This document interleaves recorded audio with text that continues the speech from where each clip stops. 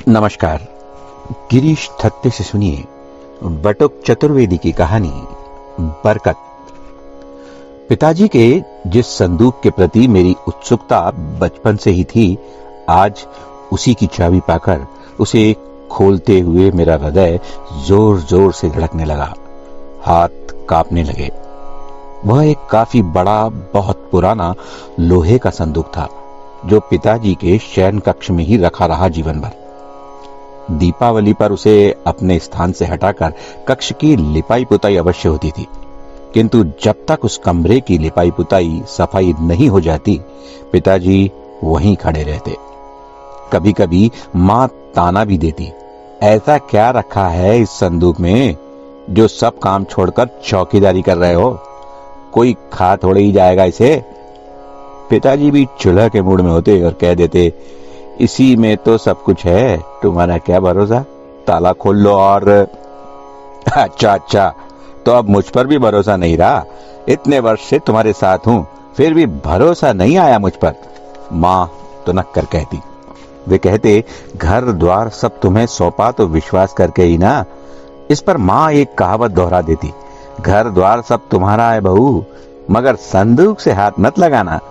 पिताजी भी हंसकर कहते, अरे नाराज क्यों होती हो? जिंदगी जब तुम्हें सौंप दी तो यह संदूक क्या इससे बड़ा है? जब चाहो तब ले लेना चाबी। माँ फिर नाराज होकर कहती, मुझे नहीं देखना तुम्हारा संदूक, रखो अपनी चाबी अपने पास, बांधे रखो अपने जनेऊ में उसे संभाल कर, कहीं कहीं ले न उड़े। पिताजी मुंह फेर कर हंसने लगते। जब पिताजी दुनिया से चले गए और उनकी मृतदेह के जनेऊ से संबंधियों ने यह चाबी निकालकर मुझे सौंपी, तो माँ और पिताजी के बीच आजन्म इस चाबी पर हुई मीठी तकरारों की ध्वनि कानों में गूंज उठी और मैं झरझर आंसू बहाने लगा। अब न माँ रही और न पिताजी, रह गई तो बस ये चाबी, जिससे इस संदूक को खोलते हुए मेरा हृदय टुकड़े टुकड़े हो रहा था। यह वही संदूक था जो घर बाहर की हर जरूरत के समय ही खुलता था। जब मुझे प्राइमरी स्कूल में दाखिल किया गया था, तब इसी संदूक में से पिताजी ने नए कपड़े निकालकर मुझे दिए थे। माँ जब जब मेरी बड़ी बहन की शादी के लिए चिंतित होती, पिताजी उसी रात यह संदूक खोलते और घंटों अकेले बैठ पता नहीं क्या उठाते रखते रहते थे। यह रहस्य तो तब उजागर हुआ जब बहन की शादी की तैयारियों से लेकर विदाई तक यह दिन में 50 बार खुलता रहा और उसमें से शादी की हर आवश्यकता पूरी होती गई। साड़ियां, गहने, दहेज, दावत आदि हर समस्या का हल इसी संदूक से निकला और हंसी खुशी से बहन के हाथ पीले हो गए। विवाह में रत्ती भर शिकायत किसी ने नहीं की, बल्कि जिसने कहा यही कहा, वाह राम जी भाई, क्या शानदार शादी की है। मुझे तब लगा कि जरूर इस संदूक में बहुत बड़ी राशि पिताजी ने बचा कर रखी है, या फिर यह हर मनोकामना पूर्ण करने वाली दैवी संदूक है। हाई स्कूल पास करके जब शहर के कॉलेज में मेरे दाखिले की समस्या खड़ी हुई, तब भी पिताजी ने इस संदूक को खोला था और सुबह की बस में बैठने से पूर्व नोटों की गड्डियां अपने कोट और बनियान की भीतरी जेबों में रखी थी। वे बड़े गर्व के साथ कहते थे, मेरे कोई 2-4 लड़के तो हैं नहीं, नरेंद्र अकेला ही तो है, उसे भी काबिल नहीं बनाऊंगा तो फिर किसे बनाऊंगा। और सचमुच पिताजी ने मुझे बीकॉम तक पढ़ाने, हॉस्टल में रहने, अच्छे कपड़े और जूते पहनने तथा प्राइवेट ट्यूशन लेने में दिल खोलकर खर्च किया। माँ कहती, क्या करोगे ज्यादा पढ़ाकर, उसे करना तो तुम्हारा व्यापार ही है ना, यह लंबा चौड़ा कारोबार आखिर तुम भी तो चला ही रहे हो ना। तुम कौन से कॉलेज में पढ़े हो? 8 दर्जे तक तो पढ़े हो, कचहरी का काम भी करते हो कि नहीं? फिर क्यों इतना पैसा खर्च कर रहे हो इस पर? इस पैसे को कारोबार में लगाओ, यही काम आएगा उसके। पिताजी हंसकर कहते, ठीक कहती हो, नरेंद्र को करना यही काम है, मगर उसका पढ़ना भी जरूरी है, क्योंकि नित्य नए नियम कानून बन रहे हैं। उन्हें समझने, दफ्तरों के अफसरों से बात करने, वकीलों, अलहकारों से बातचीत करने को उसका पढ़ना बहुत जरूरी है। अब हमारा जमाना निकल गया, अब जमाना बड़ा टेढ़ा आ रहा है। माँ उनकी बात मान जाती और कहती, जैसा अच्छा समझो, मैं तो घर की बातें जानती हूँ, बाहर की क्या जानूं। बीकॉम का परीक्षा परिणाम लेकर जब मैं घर आया और पिताजी के पांव छूने लगा तो उन्होंने कहा, मैं जानता था मेरा बेटा जरूर अच्छे नंबरों से पास होगा। पैर मेरे नहीं, अपनी माँ के पहले छू और मेरी छाती से लग बेटा। तेरी माँ की तपस्या और प्रार्थना से ही तुझे यह सफलता मिली है। खुशी से माँ और पिताजी के आंसू निकल पड़े थे।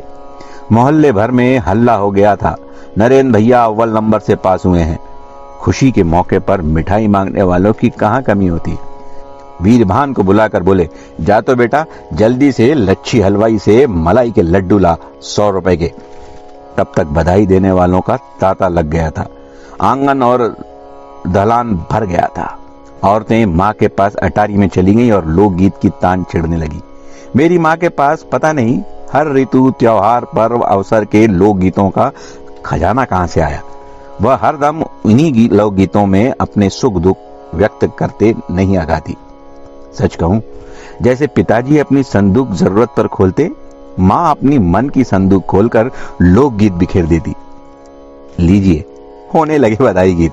वीरभान मिठाई की टोकनी उठाए लंबे लंबे ढक भरता आ गया। सभी का मुंह मीठा कराया गया। उसी दिन पिताजी के हम उम्र लोगों ने तय कर दिया कि अब मुझे कारोबार संभाल लेना चाहिए। मेरी आगे पढ़ने की इच्छा पर किसी ने कान तक नहीं दिया। मछली के बच्चे को तैरना, हिरन के बच्चे को दौड़ना और चिड़िया के बच्चे को उड़ना जिस तरह अपने आप आ जाता है, उसी तरह व्यापारी पिता के पुत्र को व्यापार सिखाने की जरूरत नहीं होती शायद। पिताजी का कारोबार संभालने में मुझको ज्यादा समय नहीं लगा। तीसरे महीने पिताजी आश्वस्त हो गए थे कि मैं न केवल उनका कारोबार सफलतापूर्वक संभाल लूंगा, बल्कि उसे आगे भी बढ़ा दूंगा। हुआ भी यही। मैंने फसल पर ढेर सारा अनाज खरीद कर स्टॉक कर लिया और जब भाव ऊंचे चढ़े तो उसे फौरन शहर की मंडी ट्रैक्टरों में लदवा कर भिजवा दिया। जब पिताजी को मैंने मुनाफे का हिसाब बताया तो उन्होंने पीठ ठोक कर कहा, बस बेटे, मैं अब समझ गया। मेरे विवाह के समय पिताजी का यह संदूक जिस तरह खुलता और बंद होता, मैं चकित होकर सब देखता रहता।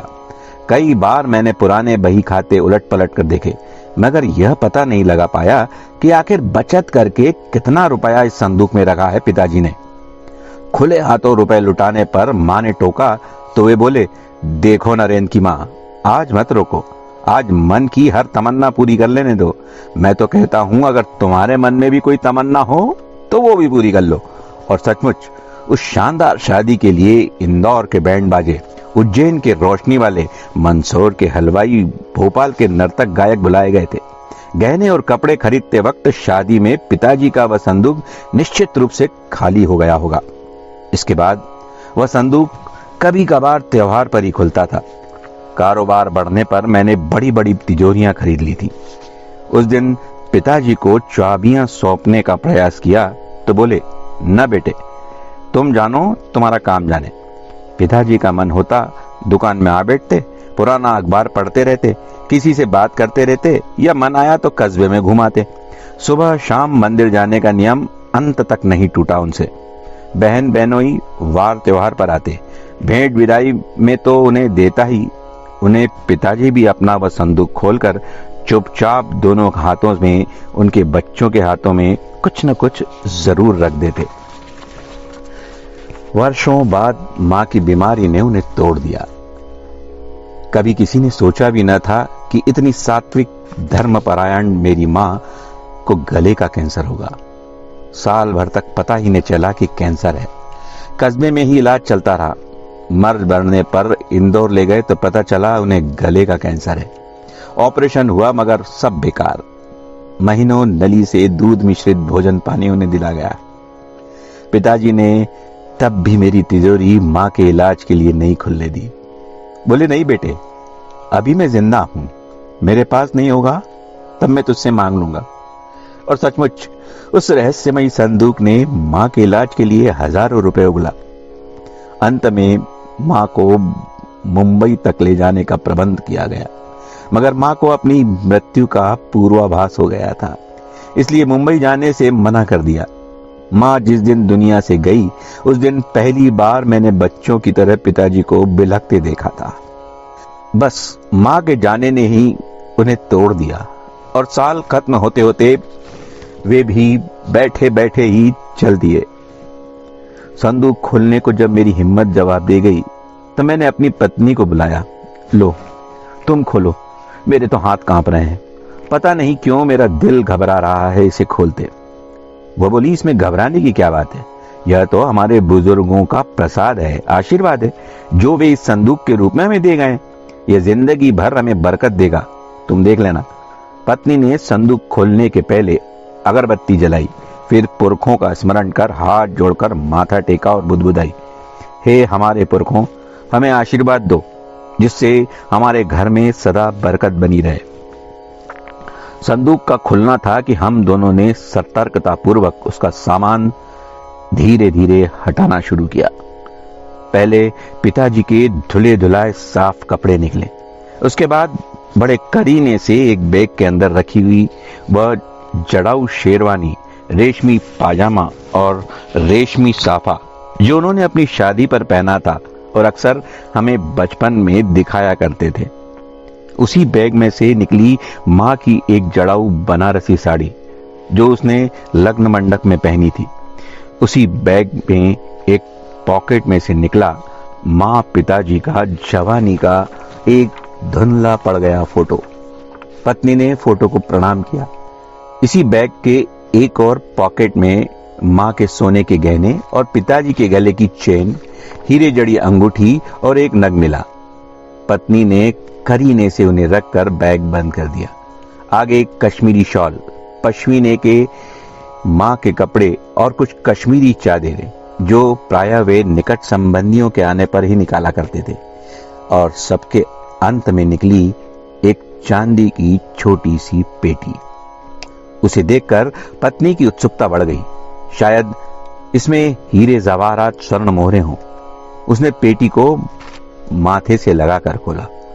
उसमें से एक सोने की मोहर और 11 चांदी के पुराने सिक्के निकले जो एक लाल थैली में बंद थे। उस थैली में पिताजी के हाथ का लिखा एक पर्चा था। उन्होंने लिखा था, मेरे पिता ने मरने से पहले मुझे एक स्वर्ण मोहर और 11 चांदी के पुराने सिक्के देते हुए कहा था, बेटे यही पूंजी है मेरे पास तुझे देने को, इससे व्यापार करना और बरकत का यह सूत्र याद रखना, कभी किसी गरीब का मन मत दुखाना और ईश्वर से सदा डरना। यही पूंजी और बरकत मैं अपने बेटे नरेंद्र को सौंपता हूं। अब मुझे समझते देर नहीं लगी कि यह रहस्यमय संदूक हर मनोकामना कैसे पूर्ण करता रहा। पिताजी की बरकत का सरल और महत्वपूर्ण सूत्र पाकर मैं मन ही मन मुस्कुराया और सारा सामान ज्यों का त्यों संदूक में रखकर ताला लगाकर पुरखों को प्रणाम किया और पिताजी के शयन कक्ष से पत्नी के साथ बाहर आ गया। धन्यवाद।